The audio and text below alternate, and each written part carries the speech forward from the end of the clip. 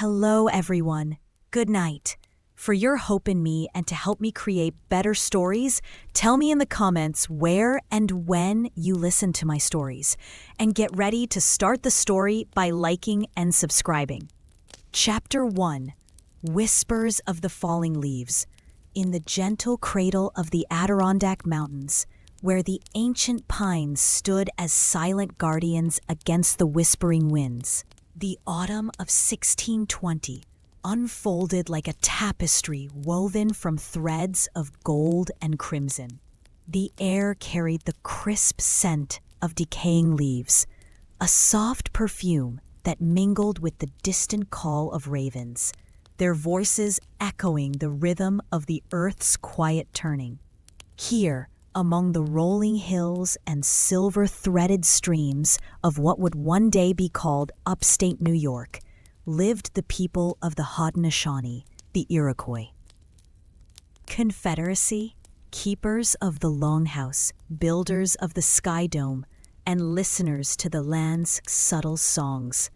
It was a time before the great ships from across the sea had fully etched their shadows upon the horizon, when the cycles of moon and maple guided the hands and hearts of the clans.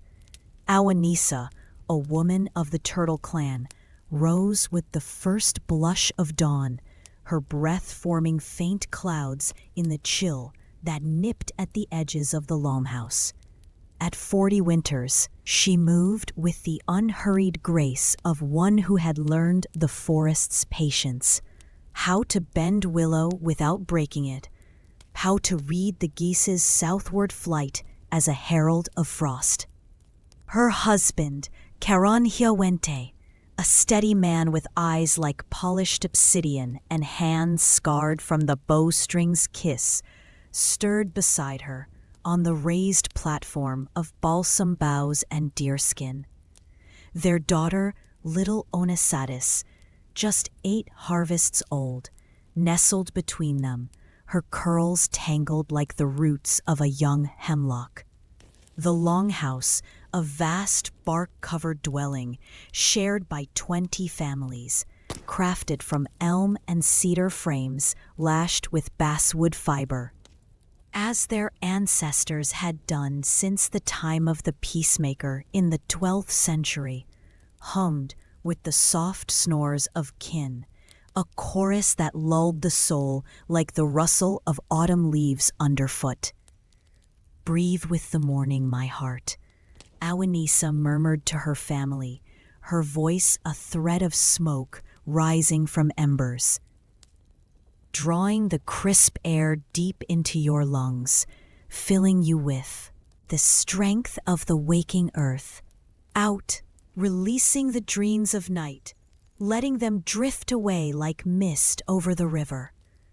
They echoed her, chests rising and falling in unison, a practice rooted in the Medicine Society's teachings, where breath was the bridge between body and spirit, calming the flutter of nerves as surely as a mother's hand on a fevered brow.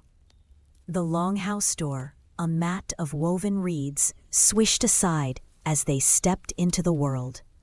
The dew-kissed grass cool beneath their moccasins, those soft-soled shoes of smoked dewskin stuffed with sweetgrass for warmth, a craft passed down through generations of Mohawk women.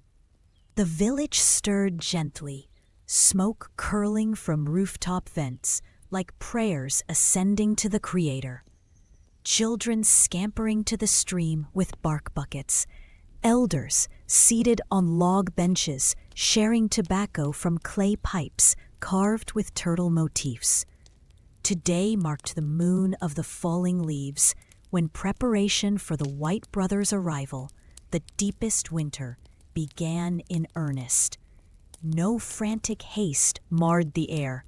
Instead, a rhythmic harmony, like the steady drip of sap from a tapped sugar maple. Awanisa led Onesadis to the women's circle by the riverbank, where birch bark trays awaited the harvest of wild rice. The women, clad in skirts of woven nettle fiber, dyed with butternut hulls, and tunics fringed with quillwork, knelt in the shallows, their movements fluid as the current. "See how the rice bends, heavy with seed," Awanisa guided, handing her daughter a long cedar pole. "We knock it free, not with force, but with the wind's own touch." Together they pulled the canoe, hollowed from a single white pine, sealed with pine pitch, boiled over hot stones, through the swaying stands. The grains pattered into the trays like gentle rain, gathered, then parched over willow frames above smoldering fires of greenwood, which smoked without flame to preserve the nutty essence. This rice, pounded into flour and stored in birch bark mokooks lined with sphagnum moss, a natural preservative that drew moisture like a thirsty root, would thicken winter stews, sustaining the body through the lean moons. As the sun climbed, painting the water in strokes of amber, Kadonhiowente joined the men in the forest's embrace. Their path wound through groves of beech and hickory, where squirrels chattered warnings of the cold to come. Armed with flint-napped arrows fletched from turkey feathers, points honed to pierce sinew without waste, a skill honed since the archaic period over 10,000 years ago, they tracked the white-tailed deer, those fleet spirits of the wood. "Patience is our arrow," Kadonhiowente whispered to Onasatis, who shadowed him with wide eyes. "We do not chase. We become the shadow that waits." When the buck felled cleanly through the heart, gratitude flowed first. A prayer to the animal's spirit, tobacco scattered to the four directions, honoring the Haudenosaunee Thanksgiving address that bound human and creature in reciprocity. Back at the village, the work of preservation unfolded like a ceremony. Hides were stretched on willow hoops, scraped clean with bone tools, ribs of elk smoothed by river stones, then smoked over pits lined with maple branches. The smokehouse, a dome of bent saplings covered in hides, billowed fragrant haze from hickory chips, infusing the venison strips with a flavor that warded off spoilage. Much as the Anishinaabe to the north had perfected pemmican, dried meat pounded with dried berries and tallow, sealed in rawhide bags that could endure a season's wanderings. Women like Awanisa layered the meat with bear fat, rendered in clay pots, heated by dropping scalding stones from the fire, a technique echoing the ancient boiling methods of the woodland cultures, creating confit that melted into richness over winter coals. Onasatis helped with the roots, her small hands burrowing into the loamy earth at the forest's edge. Cattail tubers, those humble stalks that rose like sentinels from the wetlands, were dug with wooden digging sticks tipped in fire-hardened ash. Roasted in earth ovens, pits lined with hot stones and blanketed in moss and leaves, they emerged sweet and starchy, then dried on reed mats in the sun's fading warmth. Stored in underground caches lined with bark and sand, pit storage that kept them cool and vermin-free, as the Lenape to the south had done for millennia. These roots joined midday brought the communal meal, spread on rush mats beneath the great oak that shaded the council fire. Pounded corn mush simmered with dried blueberries from summer's hoard, berries sun-dried on woven trays until they shriveled like wise elders, steamed in wooden bowls. Venison broth simmered from bones cracked for marrow, warmed hands and bellies alike. Laughter rippled softly as stories were shared, of Sky Woman falling from the upper world to create Turtle Island. As the afternoon waned, shadows lengthening like fingers of twilight, the family turned to shelter's renewal. The longhouse, that marvel of communal design, up to 100 feet long, with a ridgepole of whole trees and walls of overlapping bark slabs sown with tamarack roots, required mending against the gales. Men climbed the framework on rope ladders of twisted dogbane fiber, replacing rotted sections with fresh cedar shakes, while women banked the earthen floor with new layers of clay mixed with grass, insulating against the frost's bite. Inner windbreaks of hides and woven mats created private nooks where families could huddle, sharing body heat as efficiently as the semi-subterranean pith houses of the southwest pueblos, though adapted to the northeast's wetter climes. Caronhiawente demonstrated the snowshoe for Onasatis, lacing sinew webs across bent ash frames, light as a raven's wing, yet strong enough to distribute weight over deep drifts, an invention dating to the Laurentian archaic peoples some 5,000 years past. "These are the feet of the rabbit," he said, tying the babiche with patient knots. "They carry us where the world would swallow us whole." Clad in leggings of brain-tanned moosehide, the brain's natural oils making the skin water-repellent, a secret of the Algonquian tanners, they practiced on the first skim of frost, steps muffled and sure. Evening descended like a soft blanket, the sky bruising to indigo as the first stars pricked the dome. The village fire blazed central, ringed by stones smoothed by generations' feet. Supper was simple: succotash of dried beans and corn, rehydrated in stone-boiled water, flavored with maple syrup tapped earlier from silver maples, sap boiled down on bark evaporators to a viscous gold that sweetened the bitterest days. Around the flames, the elders invoked the False Face Society, donning carved wooden masks painted with turtle motifs to dance away illness, their movements slow and swaying, invoking spirits that guarded against the winter's chill fevers. Awenissa tucked Onasatis into her sleeping niche, the platform layered with cattail mats and rabbit fur blankets, pelts sewn with all-pierced seams, soft as a cloud's underbelly. "Close your eyes, little one," she whispered, stroking her brow. "Imagine the longhouse as a great mother, her bark skin holding us close. Breathe in the warmth of kin, out into the dreams where winter is but a story told by firelight."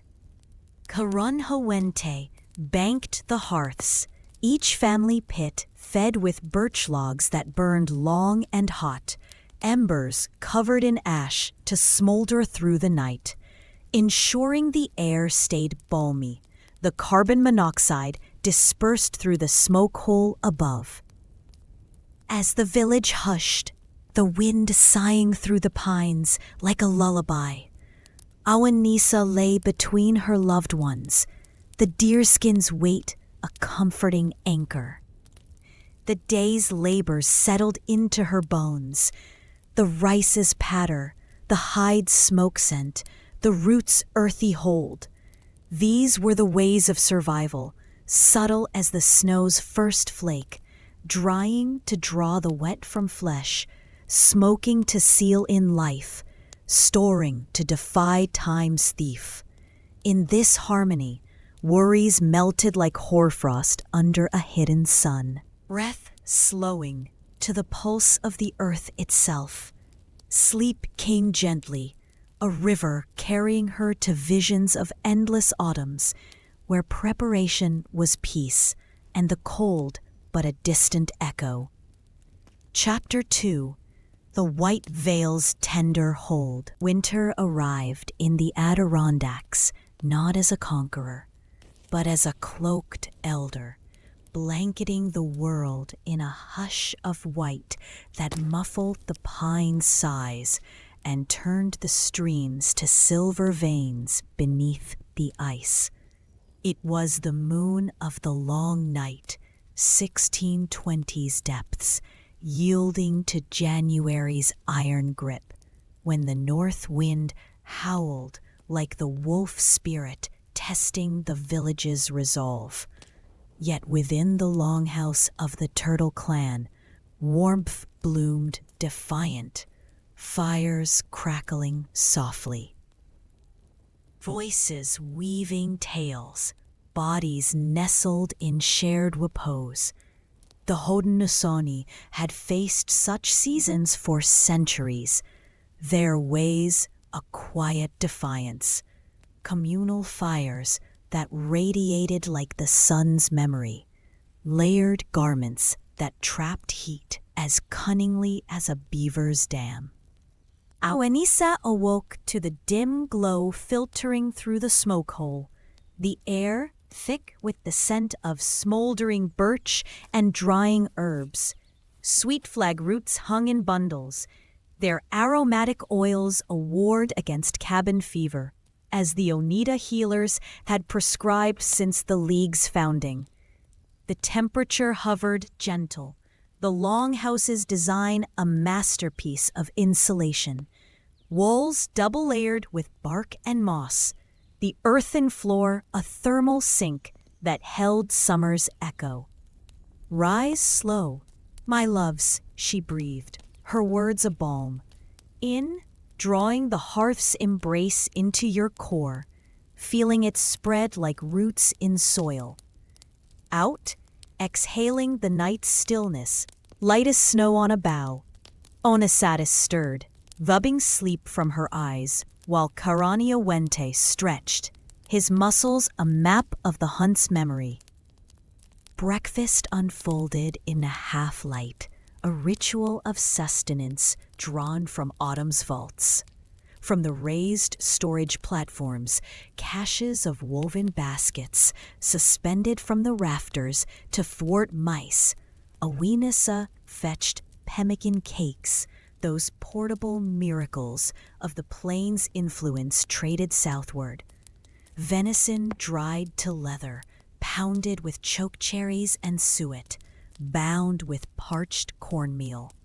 Chewed slow, they released energy steady as the sunrise, fueling the body without the crash of haste, joined by maple-sweetened acorn mush, nuts shelled by stone mortars, leached in ash lye to remove bitterness, then boiled in birch bark pails.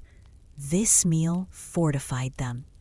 "Taste the forest's winter gift," Awenisa said, her spoon wooden and worn smooth. "It carries the sun's fire within." The day began with fire tending, that sacred pulse of survival.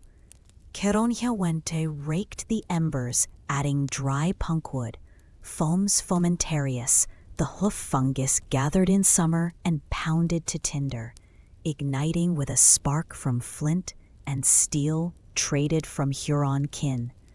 The central hearth, ringed by a low clay platform to reflect heat, warmed the 80-foot hall evenly, its smoke drawn upward by the vent's clever draft. Engineering subtle as the longhouse's very form. Documented in Jesuit accounts of the 17th century, yet rooted millennia prior. Heated stones, basalt rounds from the riverbed, were nestled among the coals, then wrapped in hides to carry warmth to sleeping nooks or aching limbs, a technique shared with the Inuit far north, where such hot rocks thawed igloo interiors. Onasatis bundled in a parka of caribou hide, inner layer of soft fur against skin, outer of waterproofed brain tan, hood fringed with wolverine guard hairs to repel frost, ventured out with the children to check the fish weirs. Snowshoes laced tight, they glided over drifts 2 feet deep, the webs spreading their weight like whispers on water.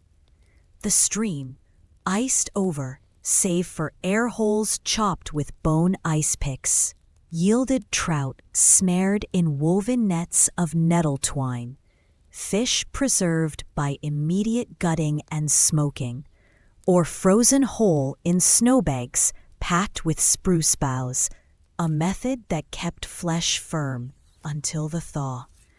"See how the ice sings," Onasitis giggled, pressing an ear to the surface, where cracks hummed like distant drums. Back inside, the catch was scaled and filleted on slate slabs, then layered in clay-lined pits with hot embers and damp moss, earth oven baked to seal in juices. Midday brought the women's work, mending and crafting, seated in a circle around the smaller hearts, needles of bone, eyed with copper wire from distant mines, pierced mittens of beaver fur, paws sewn palm in for grip, a design enduring from the Hopewell era over 2,000 years past. Quill work adorned the cuffs, porcupine spines dyed with bloodroot for red, softened in warm water to thread like silk. Awanisa taught Onasatis the quilling song, a low chant that steadied the hands. Spine of the hedgehog, weave your story soft. Hold the cold at bay with colors of the dawn. Laughter bubbled as fingers fumbled, the room alive with the clack of looms weaving rush mats for floor cover, tightly plated to insulate, scented with cedar shavings that released a woody calm when walked upon. Caron Hiawente and the men patrolled the woodlots, axes of polished stone hafted with sinew, felling deadfalls for firewood, selective cuts that preserved the living trees, honoring the 7th-generation principle of the Great Law of Peace. Logs were quartered and stacked in lean-tos roofed with pine boughs, drying under snow's insulating blanket. Trapping lines checked, snares of braided horsehair yielding hare and fox, their pelts skinned and stretched for future robes. One elder, white pine, shared lore by the chopping block. Our ancestors in the Ice Age, 15,000 winters gone, huddled in mammoth bone huts, but we learned the wind's ways, facing lodges south, baffles at doors to block drafts, as the Abenaki do still.